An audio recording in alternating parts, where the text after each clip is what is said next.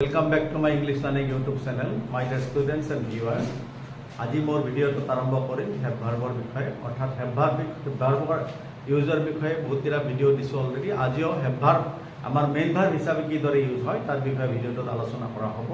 অৰ্থাৎ আমি অলৰেডি জানিছোঁ যে যেতিয়া আছে অৰ্থত হেভ ভাৰ্ব ব্যৱহাৰ হয় আৰু যেতিয়া কি হয় পাৰফেক্ট টেন্সত হেভ ভাৰ্ব ব্যৱহাৰ হয় তেতিয়া ইহঁত অক্সিলাৰী বা হেল্পিং ভাৰ্ব হিচাপে ব্যৱহাৰ হয়। কিন্তু যদি আছে অৰ্থত ব্যৱহাৰ নহয় আৰু পাৰফেক্ট টেন্সত যদি হেভ ভাৰ্ব ব্যবহাৰ নহয় অন্য বেলেগ অৰ্থত ব্যৱহাৰ হয় তেতিয়া হেভ ভাৰ্ব মেইন ভাৰ্ব হিচাপে ব্যৱহাৰ হয়। আৰু তেনেকুৱা ভাৰ্বক নিগেটিভ বা ইন্টাৰগেটিভ কৰিবলৈ হ'লে অক্সিলাৰী ভাৰ্ব অৰ্থাৎ ডু ভাৰ্বক সহায় ল'বলগীয়া হয়। সো এতিয়া have verb as a main verb, uses of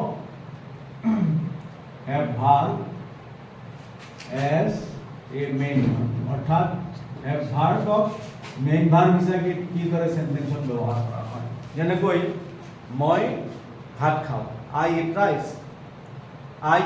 বা মই মোৰ আহাৰ খাওঁ, আই ইট মিল। এই সেন্টেন্সটোক আমি কি কৰিব পাৰোঁ হেভ ভাৰ্ব ব্যৱহাৰ কৰি আই হেভ মাই মিল লিখিব পাৰোঁ। কি লিখিব পাৰোঁ আই হেভ মাই মিল। সো ইয়াতে খোৱা অৰ্থ কিন্তু খোৱা অৰ্থ বুজাবলৈ এই শব্দ ব্যৱহাৰ কৰা নাই, কিন্তু সেইবুলি ইয়াতে হেভে আছে অৰ্থ বুজোৱা নাই। আৰু এইটো এটাই মাত্ৰ ভাৰ্ব আছে, এইটো হেভ, ই পাৰফেক্ট টেন্সত ব্যৱহাৰ হোৱা নাই। যদি কওঁ আই হেভ মাই মিল, মই মোৰ আহাৰ আছে, গতিকে এইটো কেতিয়াও শুদ্ধ অৰ্থ হ'ব নোৱাৰে। গতিকে ইয়াতে হেভে কি বুজাইছে খোৱা অৰ্থ বুজাইছে। চ' মোৰ মৰমৰ ছাত্ৰ ছাত্ৰীসকল নিশ্চয় বুজি পাইছে আই হেভ মাই মিল তাৰমানে কি মই আহাৰ খাওঁ। গতিকে হেভে ইয়াতে কি অৰ্থ বুজাইছে খোৱা অৰ্থ বুজাইছে, যাৰ কাৰণে have is the main verb here. গতিকে এনেকুৱা হেভক যদি আমি নিগেটিভ কৰিব খোজোঁ তেতিয়াহ'লে ই যিহেতু প্ৰেজেণ্ট টেন্সত আছে, প্ৰেজেণ্ট টেন্সত থকা কাৰণে ইয়াক নিগেটিভ কৰিবলৈ ডু ভাৰ্বক সহায় ল'ব লাগিব। অৰ্থাৎ কি হ'ব আই ডু নট বা আই ডোন্ট হেভ মাই মিল। চ' নিশ্চয় বুজি পাইছে। যদি কোনোবাই লিখে আই হেভ নট মাই মিল তেতিয়াহ'লে ই নিগেটিভ নহ'ব, কাৰণ যেতিয়া আছে অৰ্থত হেভ ব্যৱহাৰ কৰা হয় তেতিয়া তাৰ লগত নট লিখিলে ই নিগেটিভ হ'ব পাৰে। কিন্তু ইয়াত যিহেতু হেভটো এটাই মাত্ৰ হেভ, এটাই মাত্ৰ ভাৰ্ব আৰু সেইটো হেভ ভাৰ্ব আৰু ই আছে অৰ্থত ব্যৱহাৰ হোৱা নাই, যাৰ কাৰণে ই মেইন ভাৰ্ব হিচাপে ব্যৱহাৰ হৈছে আৰু ইয়াক নিগেটিভ বা ইণ্টাৰগেটিভ কৰিবলৈ বেলেগ এটা ডু ভাৰ্বৰ সহায় ল'ব লাগিব। ঠিক তেনেকৈ কি লিখিম এইটো ইণ্টাৰগেটিভ কৰিলে do I have my meal, okay, do I have my meal, interrogative হৈ গ'ল, এইটো নেগেটিভ, okay। গতিকে নিশ্চয় বুজি পালে যে হেভ ভাৰ্বক যেতিয়া মেইন ভাৰ্ব হিচাপে ব্যৱহাৰ কৰোঁ তেতিয়া হেভৰ অৰ্থটো আছে নহয় বেলেগ অৰ্থত ব্যৱহাৰ হয়। এই হেভ ভাৰ্বক আমি কি মেইন ভাৰ্ব হিচাপে পাৰফেক্ট টেন্সতো ব্যৱহাৰ কৰিব পাৰোঁ। যেনেকৈ কি যদি সেন্টেন্সটোত লিখোঁ she has had her meal, she has had her meal, গতিকে এই সেন্টেন্সটো দেখা গ'ল হেজ আছে আৰু হেড আছে। আমাৰ ষ্টুডেণ্টে কেতিয়াবা পাজল হয় যে সেন্টেন্সটো ইনকাৰেক্ট নেকি, কাৰণ এনেকৈ একেলগে হেজ আছে আৰু হেড আছে, দুটা হেজ হেড কেনেকৈ হ'ল।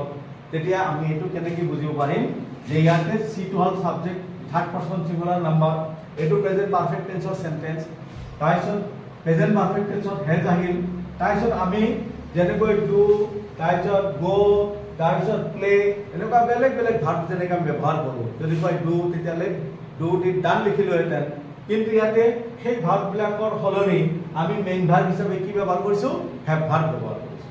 আৰু এই হেভ ভাৰ্বটোক এতিয়া কি পাষ্ট পাৰ্টিচিপলত লিখা গৈছে, গতিকে হেভ হেজৰ পাষ্ট পাৰ্টিচিপল কি হেভ।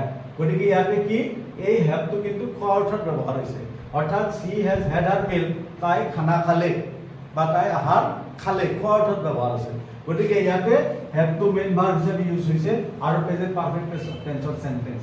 গতিকে ইয়াক আমি যেতিয়া কি কৰিম নিগেটিভ বা ইণ্টাৰগেটিভ কৰিম, এই ক্ষেত্ৰত কিন্তু আকৌ ডু ভাৰ্বক সহায় ল'ব ইয়াতে নালাগে। কিয় নালাগে, ই পাৰফেক্ট টেন্সত আছে আৰু হেজ এটা অক্সিলাৰী ভাৰ্ব আছে, গতিকে ইয়াৰ পিছত নট লিখি দিম, গতিকে she has not had her meal।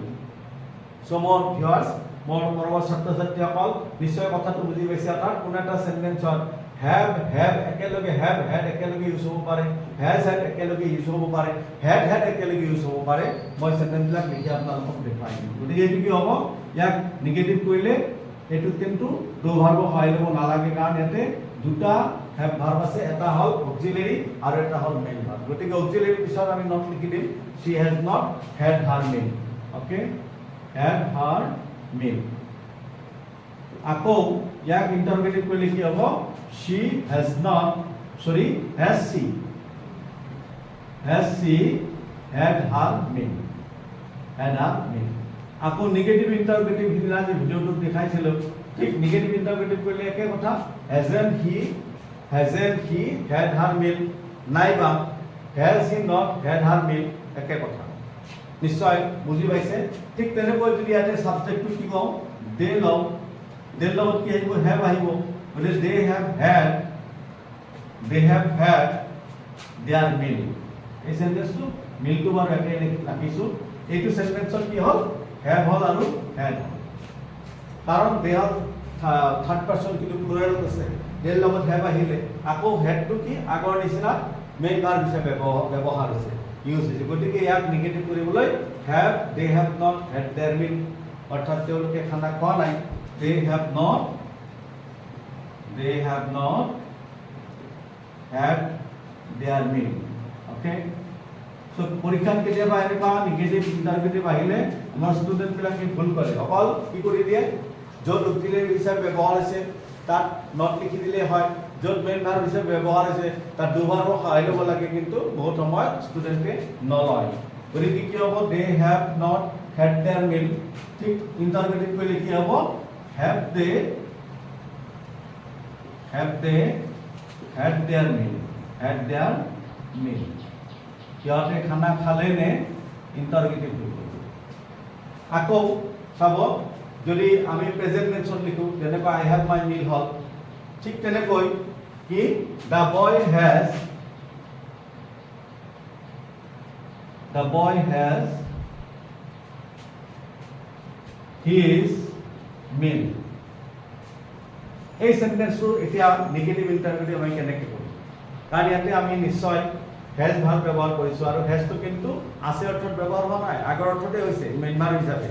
গতিকে ইয়াক যদি আমি নিগেটিভ কৰোঁ বা ইন্টাৰগেটিভ কৰোঁ, do ভাৰ্বৰ সহায় ল'ব লাগিব। এতিয়া সাবজেক্ট আছে the boy টো থাৰ্ড পাৰসন সিঙ্গুলাৰ নাম্বাৰ, আৰু hasটো প্ৰেজেন্ট টেন্সত আছে। প্ৰেজেন্ট টেন্সত যেতিয়া মেইন ভাৰ্বটো থাকিব, সাবজেক্ট যেতিয়া থাৰ্ড পাৰসন সিঙ্গুলাৰ নাম্বাৰ হয়, তেতিয়া তাক নিগেটিভ বা ইন্টাৰগেটিভ কৰিবলৈ ডাজৰ সহায় ল'ব লাগিব। ইয়াতে যদি কোনোবাই do সহায় লয়, তেতিয়াহ'লে কিন্তু সেন্টেন্সটো নিগেটিভ বা ইন্টাৰগেটিভ কৰা ভুল হ'ব। গতিকে মৰমৰ ছাত্ৰ ছাত্ৰীসকল কি হ'ব, the boy does not have, আৰু does not লিখাৰ লগে লগে এই hasটো ইয়াৰ মেইন ফৰ্ম অৰ্থাৎ ৰুট ফৰ্ম হেভলৈ পৰিণত হ'ব। সো এই কথাটো বহুত ইম্পৰ্টেণ্ট, বহুত ষ্টুডেণ্টে এই সেন্টেন্সবিলাকত ভুল কৰে।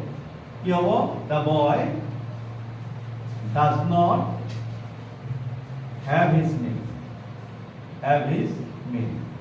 নিগেটিভ হৈ গ'ল। আকৌ ইন্টাৰগেটিভ কৰিবলৈ ঠিক ইয়াতে ডাজৰ সহায় লোৱা হৈছে, ইন্টাৰগেটিভতো কি কৰা হ'ব, ডাজৰে সহায় ল'ব লাগিব। Okay, does the boy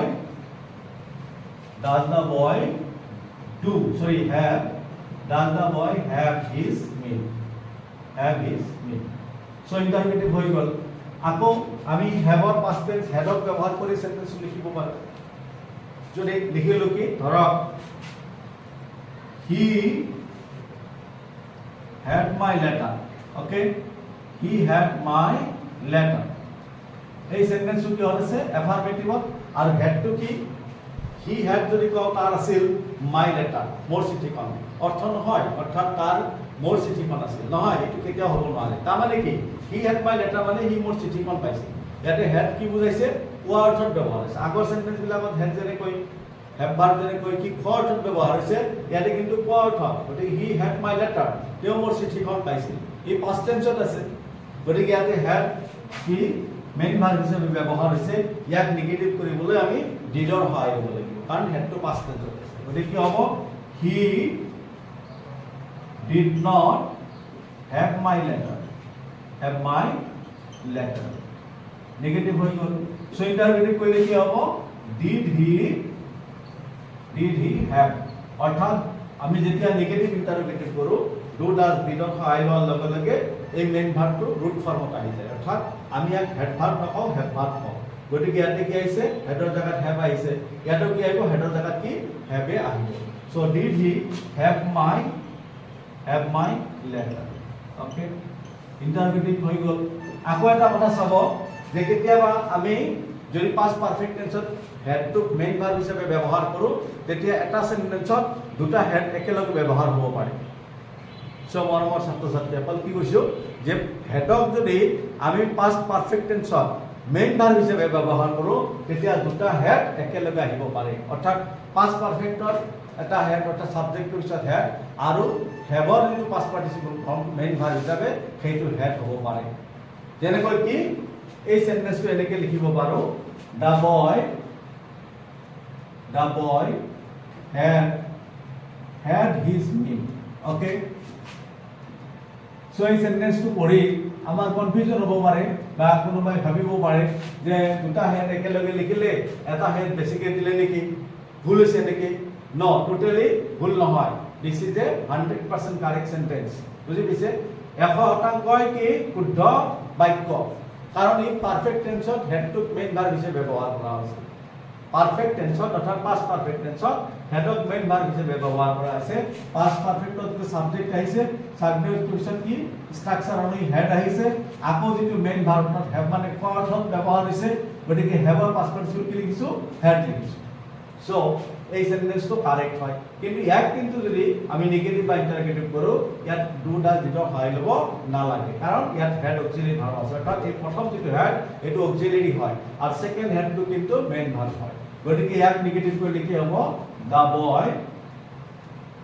boy had not বা had not had থাকিব his meal আকৌ ইন্টারোগেটিভ কৰিলে একে থাকিব had the boy had his meal কাৰণ ইয়াতে হেড অক্সিলাৰি ভাৰ্ব ইয়াক অকল ইয়াৰ পিছত অকল নট দিলে নেগেটিভ হয় আৰু ইয়াক আগত আনিলে কি হ'ব ইন্টাৰোগেটিভ হৈ যায় গতিকে নিশ্চয় বৰ্ডত যিখিনি কথা মই হেভ ভাৰ্বৰ main have verb as a main verb যিখিনি কথা মই আলোচনা কৰিলো বৰ্ডত দেখিবলৈ পাইছে সো এবাৰ মই আকৌ এবাৰ ভিডিঅ'টো শেষ কৰাৰ আগতে মই মাতি দিছো অৰ্থাৎ আই হেভ মাই মিল ইয়াত হেভ টু ফাৰ্থত ব্যৱহাৰ হৈছে ইয়াক নেগেটিভ কৰিলে কি লিখিব লাগিব আই ডু নট বা আই ডোন্ট হেভ মাই মিল আৰু ইন্টাৰোগেটিভ কৰিলে কি হ'ব হেভ আই ওকে বা সৰি ডু আই হেভ মাই মিল আৰু নেগেটিভ ইন্টাৰোগেটিভ কৰিলে কি হ'ব don't I have my meal বা do I not have my meal আকৌ ঠিক তেনেকৈ নেক্সট সেন্টেন্সটো কি আছিল যে they have had their meal ইয়াক নেগেটিভ কৰিলে কি হ'ব they have not had their meal interrogative কৰিলে have they had their meal আকৌ হি হেড মাই লেটাৰ ইয়াক যদি আমি কি কৰো ইয়াক হেডটো মেইন ভাৰ্ব হিচাপে ব্যৱহাৰ হৈছে ইয়াক নেগেটিভ কৰিলে ডিডৰ সহায় লোৱা হৈছে he did not have my letter did he have my letter আকৌ এফালে সেন্টেন্সটো লিখা হৈছে যে কি she okay the boy has his meal ইয়াক নেগেটিভ কৰিলে কি লিখা হয় the boy does not have his meal আকৌ ইন্টারোগেটিভ কৰিলে does the boy have his meal আৰু ফাইনালি এইটো সেন্টেন্স আপোনালোকক কলো the boy had his meal দুটা হেড একেলগে হৈছে হলেও কিন্তু কি হ'ব পাৰে ই কাৰেক্ট সেন্টেন্স আৰু গ্ৰামাটিক্যালি কাৰেক্ট আৰু এনেকুৱা সেন্টেন্স আমি কিতাপত দেখিবলৈ পাওঁ আৰু কেতিয়াবা আমি নিজে এতিয়াৰ পৰা ইউজ কৰিব পাৰিম যেহেতু হেভ ভাৰ্ব সম্পৰ্কে আমি বহলাই আলোচনা কৰিলো সো আপোনালোকক মই ধন্যবাদ দিছো মোৰ ভিডিঅ'বিলাক চাই থাকিব আৰু কিবা যদি ইমপ্ৰুভ কৰিবলগীয়া আছে আপোনালোকে কমেন্ট কৰি জনাব thank you for watching my ভিডিঅ'স